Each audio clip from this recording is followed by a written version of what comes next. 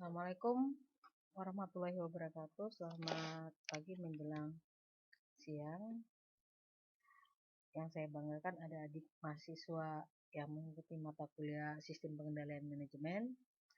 Hari ini kita membahas bagaimana perilaku dalam organisasi sehingga sistem pengendalian manajemen yang diterapkan di dalam suatu organisasi tersebut dapat optimal atau berjalan dengan baik. Kita ketahui bahwa sistem pengendalian manajemen ini akan mempengaruhi perilaku manusia, sehingga perlu adanya tujuan yang selaras antara sistem pengendalian manajemen dengan perilaku manusia tersebut. Artinya, tindakan-tindakan individu yang dilakukan untuk tujuan-tujuan pribadi juga akan membantu mencapai tujuan organisasi tersebut. Nah, kita beri contoh ketika manajemen atau top manajemen menginginkan agar organisasi mencapai tujuan organisasi, tetapi anggota atau individual organisasi mempunyai tujuan pribadi masing-masing yang tidak selalu konsisten dengan tujuan organisasi. Nah, dengan adanya sistem pengendalian manajemen di dalam suatu organisasi, kepentingan-kepentingan tersebut bisa dikendalikan dengan keselarasan daripada tujuan yang cukup optimal. Dalam proses yang sejajar dengan tujuan, manusia diarahkan untuk mengambil tindakan yang sesuai dengan kepentingan pribadi mereka sendiri, yang sekaligus juga merupakan kepentingan daripada organisasi. Nah, ketika individual itu mempunyai kepentingan pribadi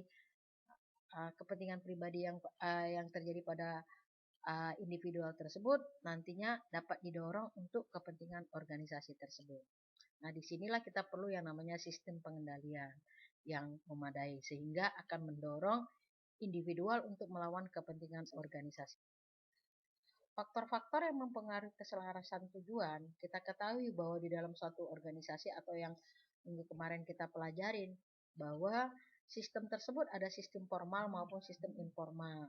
Nah, sistem formal maupun sistem informal ini akan mempengaruhi perilaku manusia dalam organisasi perusahaan. Sehingga konsekuensinya nanti sistem formal dan sistem informal ini akan berpengaruh pada tingkat pencapaian keselarasan tujuan daripada. Kita lihat di dalam slide bahwa sistem formal itu misalnya perencanaan strategis, penyusunan anggaran, pelaporan. Nah, dan untuk sistem informal itu biasanya bagaimana etos kerja, gaya ke manajemen atau gaya pimpinan, budaya yang melingkupi ketika kita melakukan aktivitas-aktivitas di dalam organisasi tersebut. Kemudian yang mempengaruhi daripada keselarasan tujuan ini adalah ada faktor eksternal. Faktor eksternal ini contohnya adalah norma-norma mengenai perilaku yang diharapkan di masyarakat di mana organisasi menjadi bagian tersebut. Nah, ketika ada perilaku atau norma yang dilakukan oleh masyarakat, maka organisasi menjadi bagian di dalam hal tersebut. Kemudian norma-norma ini mencakup sikap yang secara kolektif yang disebut etos kerja yang diwujudkan melalui loyalitas pegawai terhadap organisasi, keuletan daripada pegawai, semangat, dan juga kebanggaan yang dimiliki pegawai dalam menjalankan tugas. Bukan sekedar menjalankan tugas secara tepat, namun bagaimana karyawan tersebut maupun staf tersebut ulet dan tidak hanya sekedar saya hanya mengerjakan bagian ini, tetapi tidak, mereka merasa memiliki bahwa organisasi itu atau perusahaan itu milik mereka juga. Nah, itu yang mempengaruhi faktor eksternal terkait dengan norma-norma yang ada di dalam perusahaan tersebut. Kemudian di samping faktor eksternal juga ada faktor internal. Salah satunya faktor internal terkait dengan keselarasan daripada tujuan di dalam perusahaan adalah budaya. Nah, ini budaya cukup menarik. Ketika di dalam organisasi itu ada budaya, maka pernik-pernik maupun dinamika daripada organisasi itu akan terjadi sehingga perlu adanya norma-norma yang dianut atau norma-norma perilaku serta asumsi-asumsi yang secara implisit diterima dan secara eksplisit dimanifestasikan di seluruh jajaran organisasi. Biasanya budaya organisasi atau perusahaan ini nih berlangsung cukup lama dan perubahannya itu dalam jangka panjang. Selanjutnya, faktor internal adalah gaya manajemen. Nah, gaya manajemen memiliki dampak yang paling kuat terhadap pengendalian manajemen. Biasanya sikap-sikap bawahan akan mencerminkan apa yang mereka anggap sebagai sikap atasan mereka. Dan sikap-sikap atas itu pada akhirnya akan berpijak pada apa yang menjadi sikap pimpinan puncak. Nah, itu merupakan faktor internal. Ketika misalnya sekarang jurusan manajemen ini merupakan gaya kepimpinan ketua jurusannya misalnya. Saya orangnya cepat dan tepat, maka sekretaris saya seperti Bu Anggi, kemudian ketua laboratorium maupun ketua tech center itu harus mengikuti gaya saya. Nah, itu merupakan faktor internal daripada keselarasan daripada tujuan daripada organisasi tersebut. Misalnya jurusan akuntansi punya visinya apa? Garda terdepan di dalam fakultas ekonomi. Maka salah satu faktor internalnya untuk keselarasan daripada menjalankan misi tersebut, yaitu faktor internal adalah gaya manajemennya, gaya kepemimpinan. Salah satu misalnya gaya ketua jurusannya harus diikuti dengan dosen maupun staf-staf yang lain. Itu contohnya, itu faktor internal. Berikutnya faktor internal organisasi informal. Nah, ini biasanya organisasi informal ini terbentuk secara tidak sengaja atau kelompok-kelompok atau ada geng-geng dalam satu organisasi. Nah, ketika misalnya geng tersebut, misalnya di jurusan akuntansi atau di Himaksi misalnya ada geng medsos. Nah, itu bisa kita selaraskan dengan tujuan daripada organisasi kita. Misalnya di medsos itu di dalam media massa di Facebook misalnya ada geng sedikit-sedikit upload ini mempromosikan jurusan akuntansi. Nah, itu merupakan salah satu media untuk menselaraskan daripada tujuan daripada organisasi tersebut. Itu merupakan kelompok-kelompok yang informal. Kemudian yang berikutnya faktor internal yaitu persepsi dan komunikasi. Bagaimana organisasi tersebut menyerap informasi baik dari berbagai jalur, berbagai lingkungan. Jalur tersebut bisa jalur formal maupun jalur informal. Jadi bagaimana penyerapan informasi dari berbagai misalnya media massa, kemudian dari dalam maupun dari luar negeri, itu akan mempengaruhi persepsi daripada komunikasi. Karena apa? Penyerapan informasi itu bisa positif, bisa negatif. Sehingga ketika persepsi dan komunikasi negatif, itu bisa kita selaraskan dengan tujuan organisasi tersebut. Begitu juga yang positif, maka bisa kita selaraskan dengan tujuan yang kita inginkan. Berikutnya, sistem pengendalian formal. Suatu organisasi atau perusahaan itu ada dua sistem pengendalian yang formal. Pertama adalah sistem pengendalian manajemen, kemudian yang kedua adalah aturan-aturan. Kita lihat kemarin kalau sistem pengendalian manajemen kita udah lihat definisinya, tujuan sistem pengendalian sudah kita bahas di pertemuan pertama. Sekarang yang aturan-aturan. Beberapa aturan ini merupakan pedoman daripada kerja kita. Sehingga para anggota organisasi diizinkan dan bahkan diharapkan untuk penyimpangan dari pedoman tersebut. Baik dalam situasi khusus atau ketika mereka menilai bahwa penyimpangan tersebut akan berakibat baik bagi perusahaan. Kita ini ambil aturan yang positif. Nah, ketika aturan yang dibuat oleh suatu organisasi ternyata menyimpang daripada pedoman yang diinginkan oleh individual. Namun, pada saat ada sistem pengendalian manajemen tersebut, maka penyimpangan itu ternyata dianggap positif bagi organisasi tersebut, atau ada impact-nya atau ada dampaknya pada perusahaan.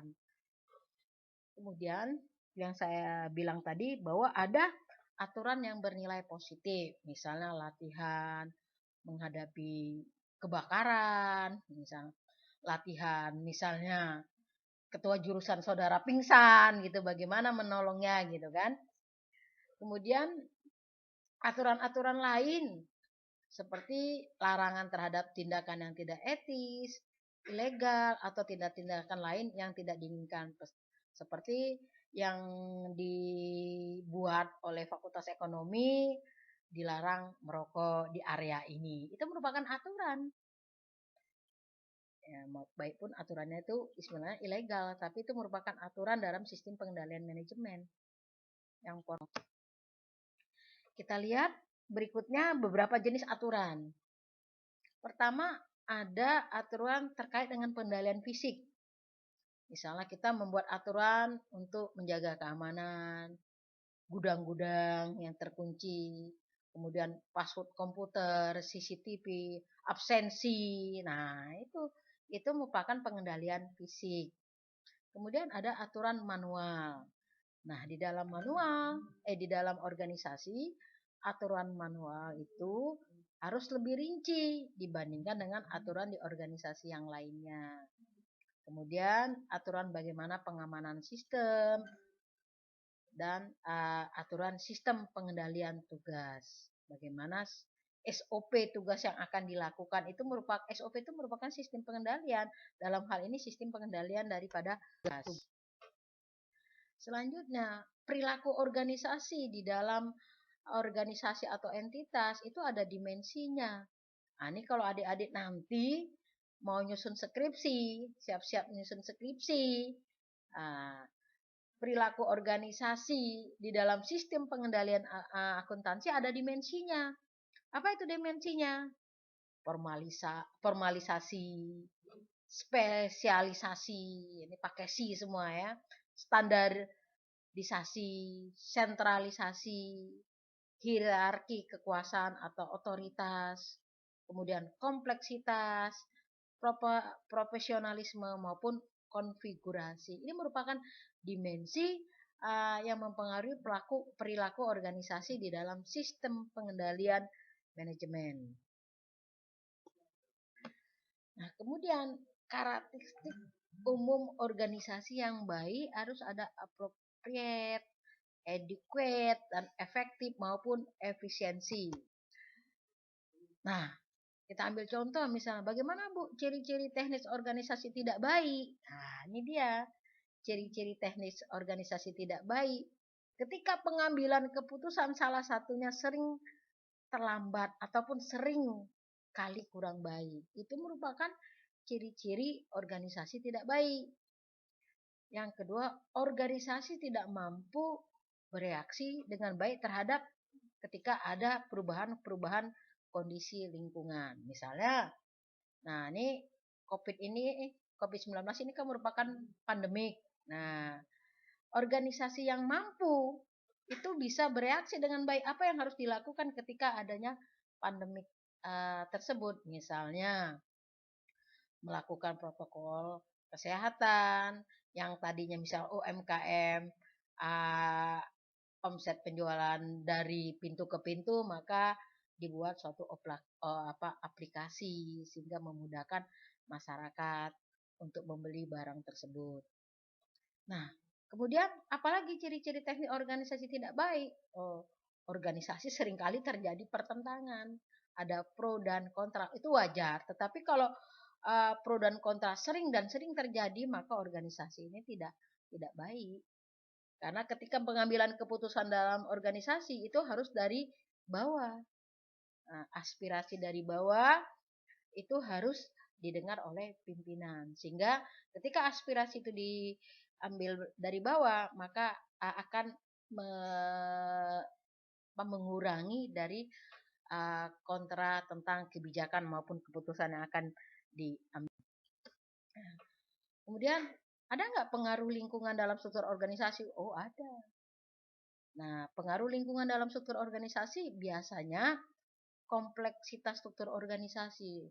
Apakah organisasi itu sudah kompleks dan di mana job desk-nya sudah diatur dalam SOP, maka itu akan berpengaruh terhadap lingkungan.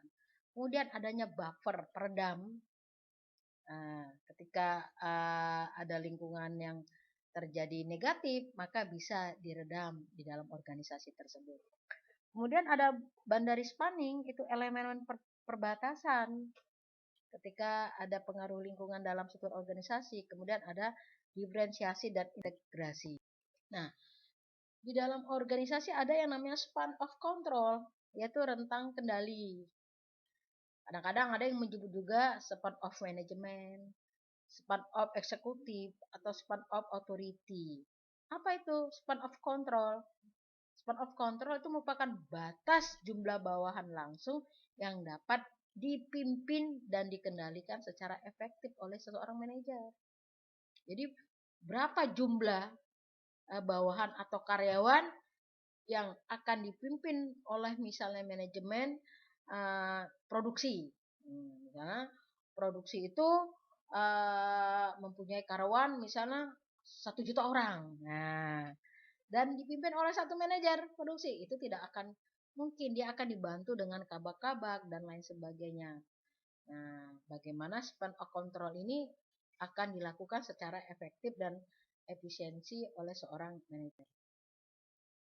Perlu nggak rentang kendali? Oh, perlu. Karena apa? Itu tadi saya bilang, ketika karyawan di bagian produksi memimpin 1.000 orang, maka akan terjadi keterbatasan waktu. Nah, kemudian juga keterbatasan pengetahuan, keterbatasan skillnya atau kemampuan, dan keterbatasan perhatian. Nah, kadangkala rentang kendali setiap memimpin atau manajer tidak sama. Mereka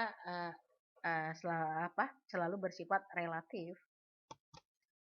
Berikutnya, apa sih yang membatasi faktor-faktor rentang kendali?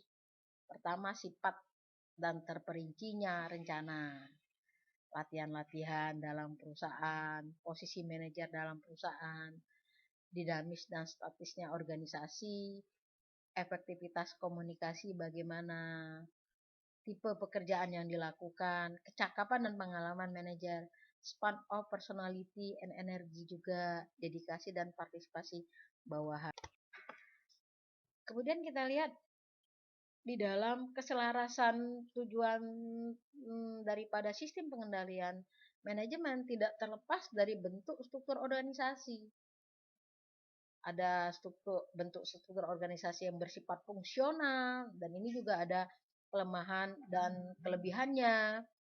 Ada bentuk struktur produk atau unit bisnis maupun struktur matriks. Apa itu struktur fungsional?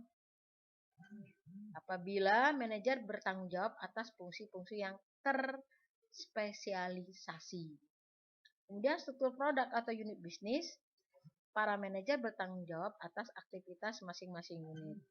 Kemudian kalau struktur matriks, unit-unit fungsional memiliki tanggung jawab ganda. Kita lihat apa sih kelebihan masing-masing bentuk struktur. Nih. Untuk struktur organisasi fungsional, kelebihannya paling sesuai untuk lingkungan yang stabil. Nah, dapat mencapai skala ekonomis pada masing-masing bagiannya. Ketika manajer membawahi beberapa departemen maupun beberapa fungsional, itu dibatasi karena ada span of controlnya, maka kita akan mencapai yang namanya skala ekonomis pada masing-masing departemen tersebut atau pada bagian tersebut. Kemudian untuk organisasi fungsional ini, struktur organisasi fungsional ini akan merangsang berkembangnya keterampilan yang bersifat fungsional tadi, karena sudah dibatas-batasin, ya, sehingga merangsang ketika departemen ini pertumbuhan atau majunya begitu pesat, maka departemen yang lain akan melihat, oh kenapa ya departemen ini majunya sangat pesat, maka itu salah satu merangsang daripada perkembangan keterampilan bersifat fungsional. Kemudian yang berikutnya, kelebihannya sesuai untuk organisasi yang berukuran kecil sampai sedang. Nah, ketika organisasi itu organisasi kecil maupun sedang, maka cocok menggunakan struktur organisasi fungsional. Baik bagi organisasi yang menghasilkan satu atau sejumlah kecil produk jenis bisa menggunakan struktur organisasi fungsional. Ketika perusahaan itu menghasilkan output satu produksi dalam skala kecil dan beberapa produksi dalam skala kecil, maka bisa menggunakan struktur organisasi fungsional. Itu kelebihannya. Di samping ada kelebihannya, ada kekurangannya. Respon organisasi terhadap perubahan kondisi lingkungan agak lambat biasanya. Kemudian pengambilan keputusan menumpuk pada puncak organisasi. Organisasi antar bagian atau fungsi tidak terlalu baik dan inovasi yang dilakukan karena skalanya kecil sampai sedang itu sangat terbatas. Pandangan terhadap sasaran organisasi agak terbatas. Anggota organisasi cenderung hanya memperhatikan sasaran bagiannya sendiri. Nah, itu kekurangan daripada struktur organisasi fungsional. Nah, untuk struktur organisasi produk atau unit bisnis, kelebihannya paling sesuai untuk lingkungan yang tidak stabil dengan perubahan yang sangat cepat. Penanggung jawab produk jelas. Nah, siapa penanggung jawabnya itu akan jelas karena dia apa? Unit bisnis. Nah, atau dia mempunyai struktur organisasi hanya produk, berorientasi kepada produk atau berorientasi kepada kompetitif atau saingan. Kemudian biasanya untuk struktur organisasi ini koordinasinya antar fungsi. Ya, mudah beradaptasi dengan tuntutan luar, sesuai untuk organisasi berukuran yang cukup besar, baik untuk organisasi yang menghasilkan banyak produk. Itu kelebihan dari struktur organisasi produk atau unit bisnis karena orientasinya adalah kompetitif persaingan. Kemudian kelemahannya tidak mampu mencapai efisiensi ekonomis, jelas karena dia ini perusahaan-perusahaan yang jelas atau yang besar. Koordinasi antar unit bisnis agak sulit karena ada beberapa cabang biasanya orientasinya. Keahlian teknis hilang karena tidak ada spesialisasi fungsionalnya tadi. Kalau tadi ada, kalau bagian pembungkusan ada, kemudian bagian penjualan ada, untuk struktur organisasi produk antar unit tidak, dia merangkul seluruhnya. Jadi tidak bisa ada spesialisasi fungsionalnya. Integrasi ataupun standarisasi antar produk sulit tercapai karena orientasinya ada produk dan atau unit bisnis. Itu kekurangan dari struktur organisasi tersebut. Kemudian struktur organisasi matriks. Nah, untuk struktur organisasi matriks, kelebihannya mampu mencapai tingkat organisasi yang diperlukan untuk menjawab tuntutan atau ganda lingkungan. Dapat memanfaatkan karyawan secara fleksibel, sesuai untuk mengambil keputusan yang sifatnya rumit serta lingkungan yang tidak stabil, sangat sesuai untuk organisasi yang ukuran sedang. Kalau yang tadi unit adalah besar, kalau yang fungsional bisa kecil bisa sedang, namun kalau untuk struktur organisasi matrik adalah sedang, untuk organisasi ukuran sedang. Sebelumnya, kemudian kekurangannya daripada struktur ini adanya wewenang ganda, menyebabkan munculnya kebingungan, menghabiskan banyak waktu untuk koordinasi, hanya bisa berjalan jika hubungan bersifat kolegial bukan vertikal. Nah, itulah bentuk struktur organisasi dalam melakukan keselarasan daripada sistem pengendalian manajemen. Kemudian fungsi kontroler. Orang yang bertanggung jawab dalam merancang dan mengoperasikan sistem pengendalian disebut sebagai seorang kontroler. Inilah materi kita pada pertemuan ketiga terkait perilaku organisasi di dalam suatu perusahaan. Jadi perlu saya garis bawahi bahwa perilaku organisasi harus selaras dengan tujuan organisasi. Ketika ada sekelompok maupun individual mempunyai kepentingan atas organisasi tersebut, harus bisa mendobrak daripada kepentingan organisasi yang sesuai dengan visi misi dalam organisasi tersebut. Terima kasih. Baiklah, sampai di sini dulu materi kita terkait dengan perilaku organisasi. Apabila ada yang bertanya, silakan, akan kita diskusikan. Nanti saya akan memberikan tugas kepada adik-adik terkait dengan materi tersebut. Dengan mengucapkan wassalamualaikum warahmatullahi wabarakatuh.